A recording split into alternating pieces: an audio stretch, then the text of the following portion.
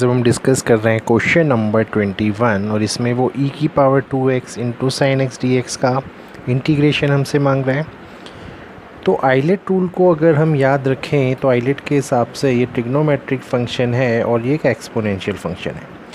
If I give them ranking तो ये बनेगा फंक्शन नंबर फर्स्ट, ये बनेगा फंक्शन नंबर सेकंड। रूल हमें पता है, जब भी हमें इंटीग्रेशन करना होता है पहले फंक्शन और दूसरे फंक्शन का, तो व्हाट वी डू, पहले को हम टच नहीं करते, हम दूसरे वाले का इंटीग्रेशन करते हैं। माइनस इंटीग्रेशन पूरे वाले का होगा, जिसमें पहले वाले का डिफरेंशिएशन होता है इनटू दूसरे वाले का इंटीग्रेशन होता है।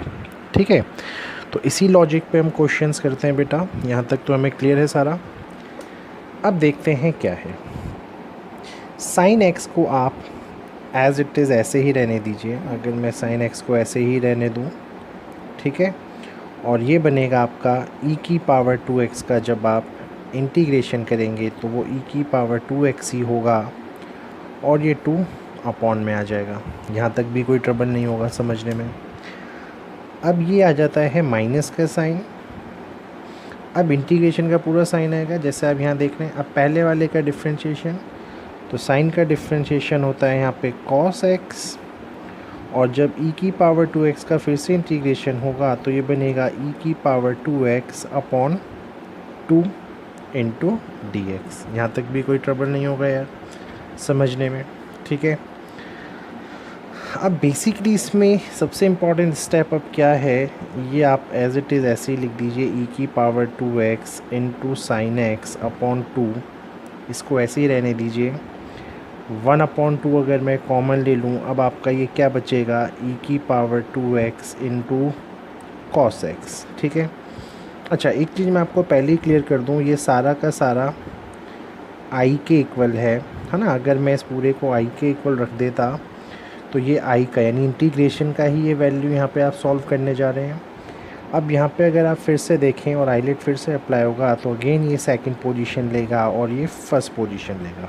ठीक है, तो अगर मैं अब इसी का यहाँ पे इंटीग्रेशन करवाऊँ फर्दर, तो this will be converted to 1/2 cos x ऐसे ही रहने जा रहा है। e की पावर 2x का जब इंटीग्रेशन होगा तो e की power 2x upon 2 cos x यहाँ पे आ जाएगा। ठीक है, पहला चीज़। देन माइनस का साइन आता है बेटा, ये ऐसा हो जाएगा e की पावर 2x का इंटीग्रेशन, यानी चलिए पहले अगर हम cos x का डिफ्रेंशिएशन करें तो cos x का हो जाएगा माइनस का साइन x, वो माइनस बाहर आके यहाँ प्लस कर देगा और ये e की पावर 2x अपॉन 2 बन जाएगा और ये dx। ये तो एज इट इज़ ऐसे ही आएगा। ठीक है, यहाँ तक कोई ट्रबल नहीं होना चाहिए। अब यहाँ पे जो एक इम्पॉर्टेंट स्टेप ये है, ये देखिए, ये जो e की power 2x into sine x का जो इंटीग्रेशन आप देख रहे हैं, ये तो वही चीज़ है यार जो क्वेश्चन में स्टार्टिंग से डिस्कस कर रहे हैं।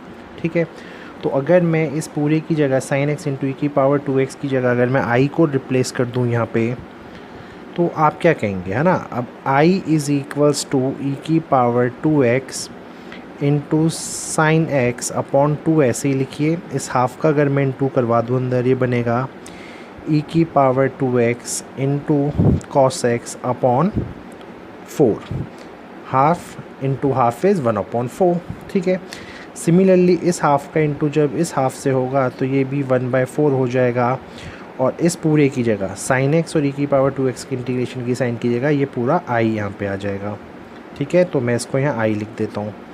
अब जब ये i इधर मल्टीप्लिकेशन के लिए जाएगा बेटा, है ना, जब ये मल्टीप्लिकेशन के लिए जाएगा इधर, सॉरी एडिशन हो जाएगा इसका यहाँ, तो i प्लस i अपॉन 4 हो जाएगा और इसको जब आप एलसीएम लेंगे बनेगा 5i अपॉन 4। ठीक है, तो ये 5/4 किसके इक्वल हो जाएगा, e की power 2x into sine x upon 2 minus e की power 2x cos x upon 4। यहाँ तक भी कोई ट्रबल नहीं होगा। अब मैं अगर इसका क्रॉस मल्टीप्लिकेशन करवाऊँ, ठीक है, तो इंटीग्रेशन जो कि i है उसकी वैल्यू किसके बराबर हो जाएगी, यहाँ पे e की पावर 2x को अगर मैं कॉमन ले लूँ तो अंदर, और इस 4 को अगर मैं अरेंज करूँ तो यू कैन सी 4 ये कैंसिल, 4 ये cancel.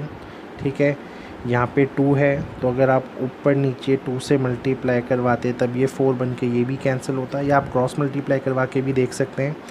So this will give you 2 into sine x minus cos x, ठीक है। और प्लस का सी तो यहाँ पे यार स्टार्टिंग से ही चलता आ रहा है, ये प्लस का सी स्टार्टिंग से ही चलता आ रहा है, तो दिस इज़ योर प्लस का सी, ठीक है। और ये आपका आंसर यहाँ पे आ गया है। बहुत इंपॉर्टेंट क्वेश्चन था, आई थिंक आपको क्लियर हो गया होगा।